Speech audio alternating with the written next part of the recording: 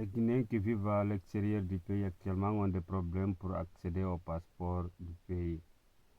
Cela pose un grand problème pour les émigrés guinéens qui vivent à l'extérieur. Alors que le gouvernement guinéen devait montrer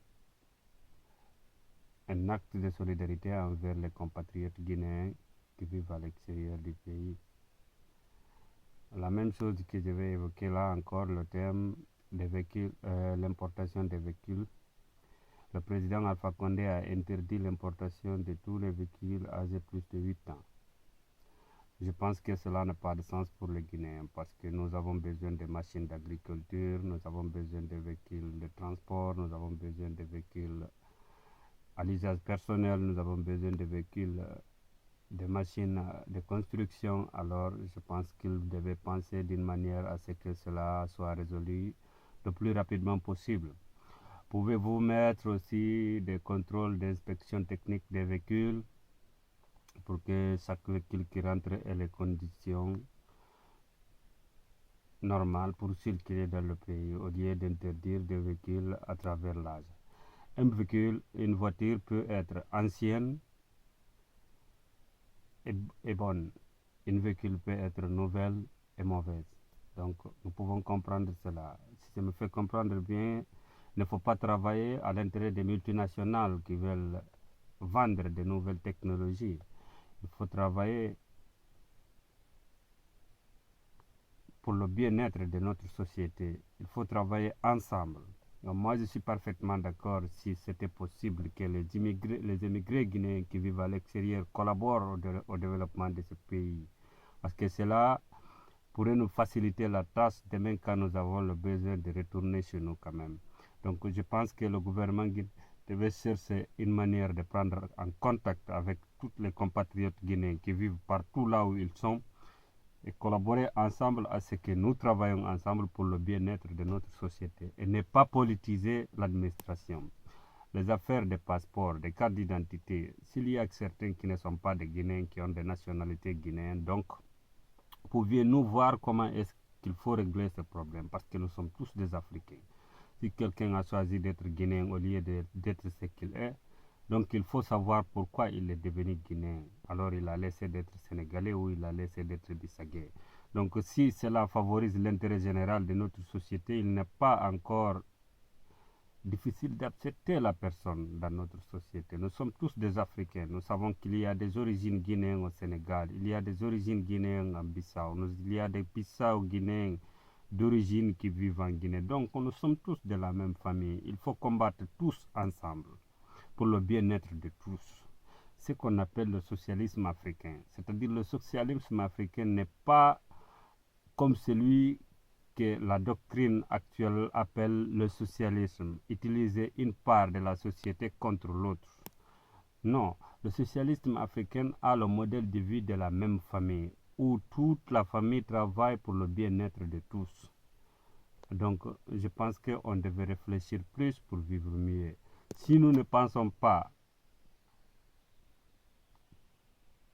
comment vivre, bientôt nous vivrons mal.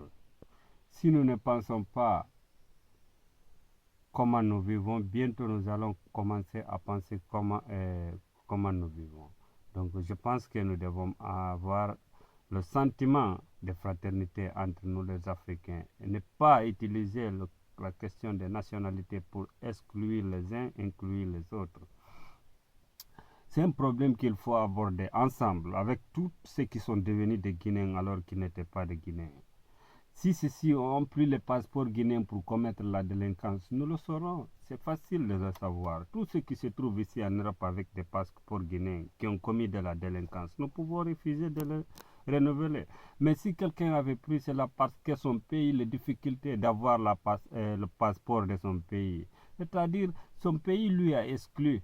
Et nous savions qu'il était de ce pays-là. Mais la facilité d'accéder au document national d'identité des Africains. Un pays africain n'a-t-il pas honte d'exclure un membre de sa famille dans sa société? Donc cela, je pense que les États africains doivent penser à l'intérêt général des Africains.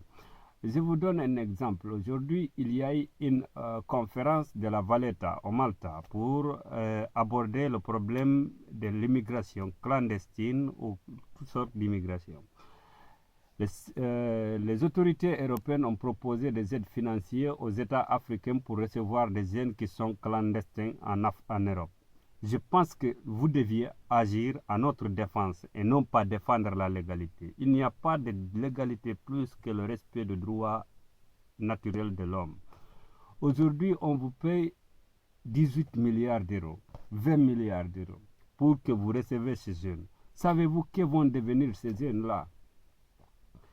Le pouvoir n'est pas éternel. Travaillez pour le bien-être de notre société pour que nous devenions votre défense à l'extérieur. Donc, ce qui veut dire que si vous travaillez à notre défense, nous essayerons de travailler à votre défense.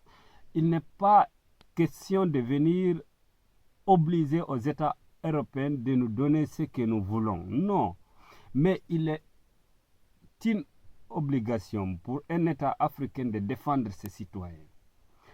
Comment défendre ces citoyens? Exiger que la même façon auquel nous recevons des multinationales européennes dans nos pays, de la même façon qu'il faut les obliger de prendre en charge les jeunes africains qui sont venus chercher d'emploi. Parce que nous avons trop de jeunes qui n'ont pas d'emploi en Afrique et à l'extérieur de l'Afrique. Donc il faut combattre contre ce fléau. Comment? Comme déjà il y a une majorité de jeunes Africains qui sont venus ici en Europe parce qu'ils n'ont pas l'opportunité de trouver un emploi en Afrique, appuyer à ce que ces jeunes trouvent une opportunité d'emploi ici en Europe. Alors les jeunes qui sont sortis des universités en Afrique, essayez de les trouver un emploi en Afrique. Au lieu de prendre des aides financières pour financer des administrations qui n'évoluent pas pour de l'argent. Non, je vous le jure, mes chers compatriotes, l'Afrique peut se moderniser en travaillant. Donc, il n'est pas nécessaire à ce qu'il y ait de l'argent pour moderniser les administrations africaines. Nous avons déjà les matériels nécessaires, les matériels de base pour améliorer nos conditions. Cherchons à travailler ce que nous devons consommer. Cherchons à consommer ce que nous travaillons. C'est la seule façon de vivre digne et africaine. Donc, je vous en prie de combattre pour le bien-être de tous et non pas combattre pour le bien-être d'une administration ou d'un régime en place. Cela ne nous sert à rien, puisque bientôt, tôt ou tard, ce régime partira et d'autres viendront. Donc, nous continuerons toujours à être en retard.